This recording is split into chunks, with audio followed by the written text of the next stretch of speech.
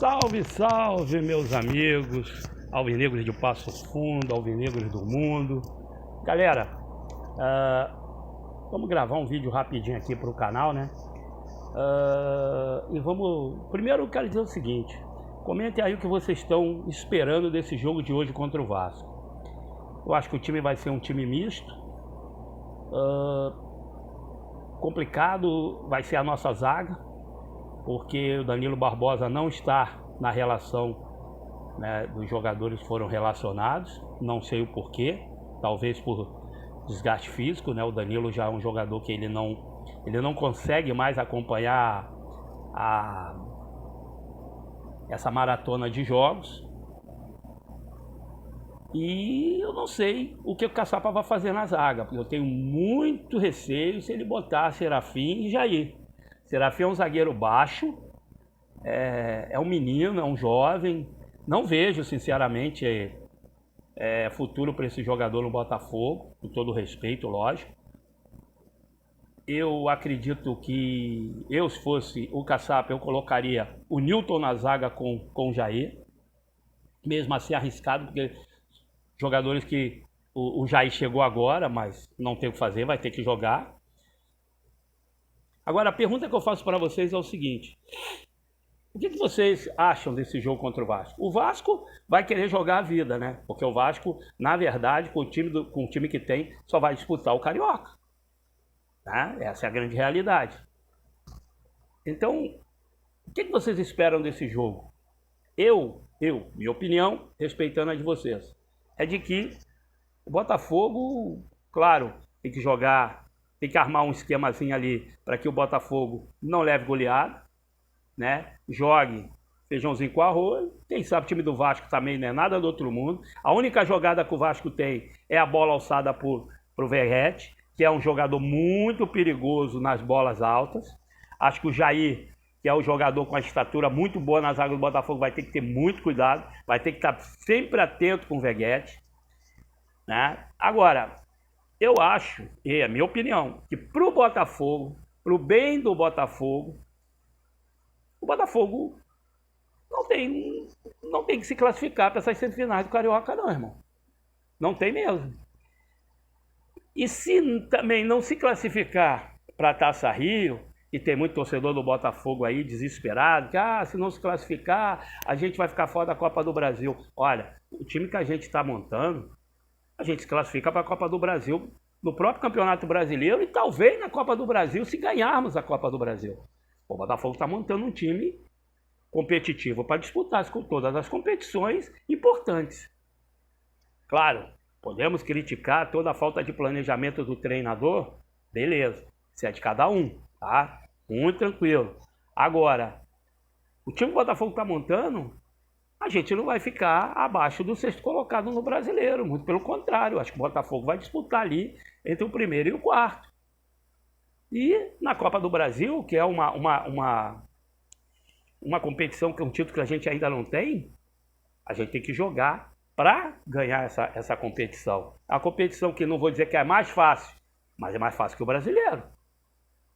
Então, galera, acho que se o Botafogo ficar fora das semifinais do Carioca e também da Taça Rio, o Botafogo vai ter quase um mês para o novo treinador chegar e conseguir mostrar para os jogadores como ele quer que o time jogue, tá? Então acho que aí vai de cada um, vocês comentem aí o que vocês acham.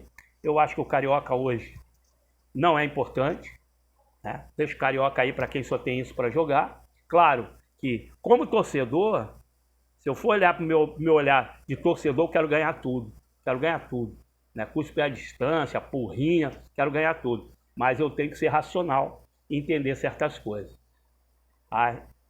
Um outro assunto que eu queria abordar aqui é sobre, eu vejo muito aí nas lives de outros canais aí do Botafogo, a discussão sobre o Wendel. Tem gente que acha que o Wendel vai vir e vai ganhar a vaga do Marlon Freitas. Não, o Wendel não joga mais de volante. O Wendel não joga mais de volante. O Wendel agora é meia armador, ele joga de 10. Tá? E vai ser isso, e ele vai jogar de 10 no Botafogo. O Wendel vai ser o homem da armação do meio campo do Botafogo. Aí vocês vão dizer, mas e o Santi Rodrigues? Santi Rodrigues joga de meia, joga de ponta direita e joga de ponta esquerda. Santi Rodrigues, ele é muito dinâmico, né? Ele joga em várias posições. E o time do Botafogo, depois ali do meio do ano, quando chegar o Wendel, e consequentemente virão outros jogadores, com certeza, o Botafogo vai ser um time forte, galera. Eu acho que a gente tem todo o direito de criticar tudo o que está acontecendo. Eu acho que tem que vir um técnico imediatamente, independente de quem seja. Eu acho que o Texo, ele se perdeu nessa soberba dele de só querer técnico de ponta, e aí partiu para o Mancini, que é um técnico de ponta. Agora, olha, se você vai atrás de um técnico de ponta, você não pode simplesmente achar que o cara vai te pedir um salário, porra, lá embaixo. Um cara de ponta vai querer salário de acordo com aquilo que ele já produziu no seu trabalho, porra. Isso é normal. Se uma empresa, qualquer empresa contratar um CEO, vai atrás de um CEO, né, que é o badalado no mercado, sabe que vai atrás dele, vai ter que pagar um salário alto.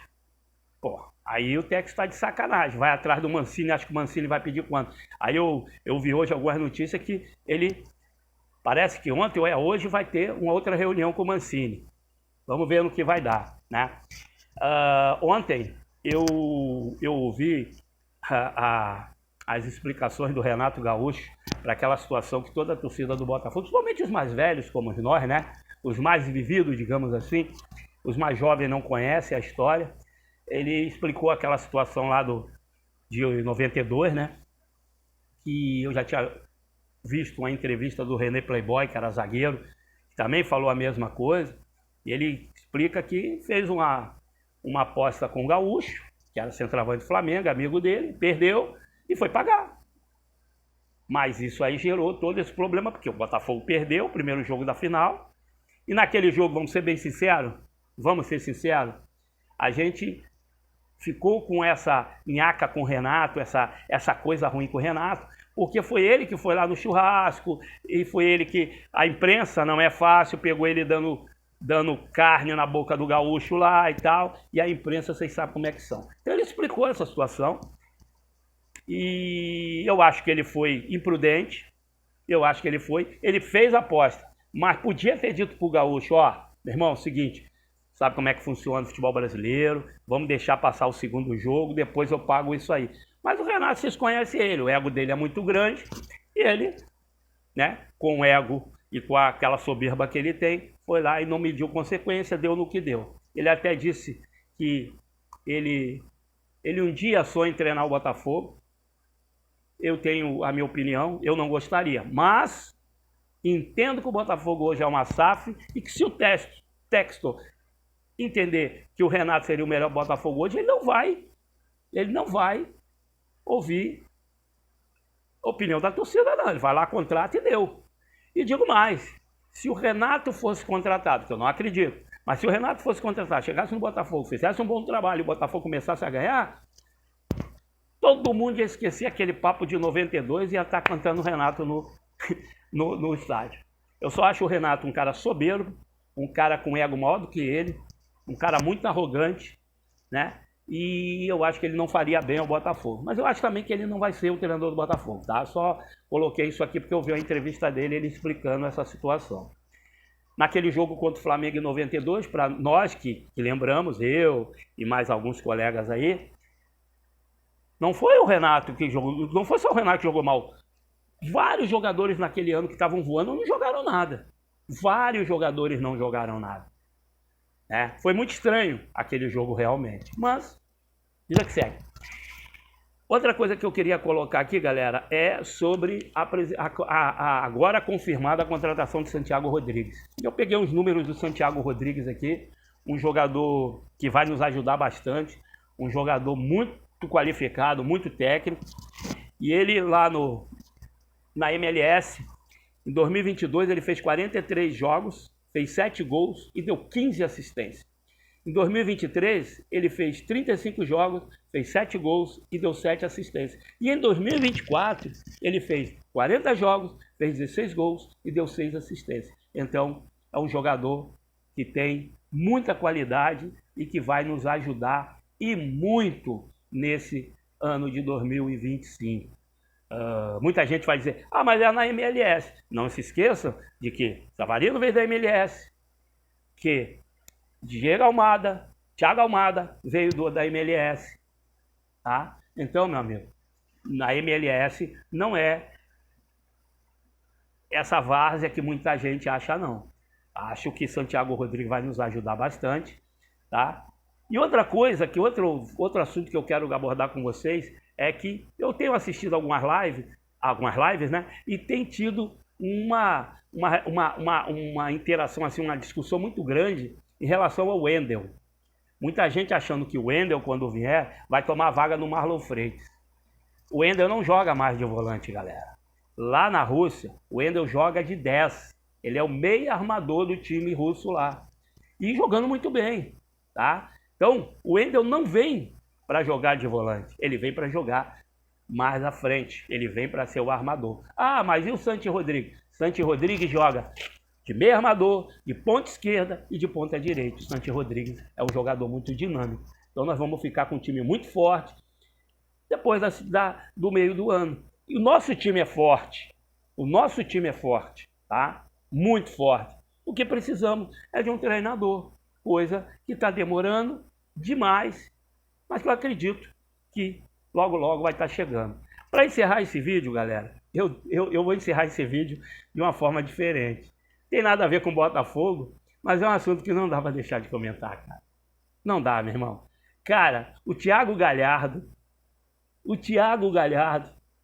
que não é ninguém na fila do pão, foi contratado pelo Santa Cruz de Recife. Eu nem sei se o Santa Cruz vai disputar alguma série nacional. Não sei.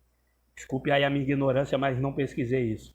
Ele foi contratado pelo Santa Cruz de Recife. E respeito ao Santa Cruz, eu acho que o Santa Cruz é um time, uma equipe tradicional do futebol brasileiro.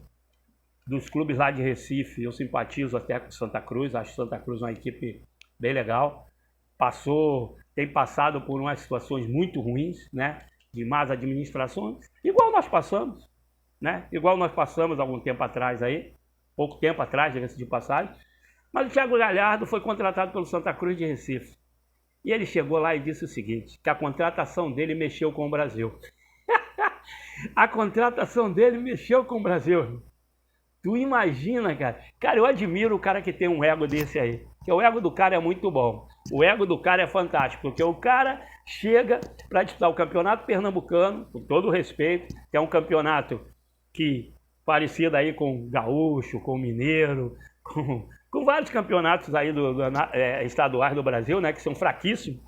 Inclusive o carioca, né?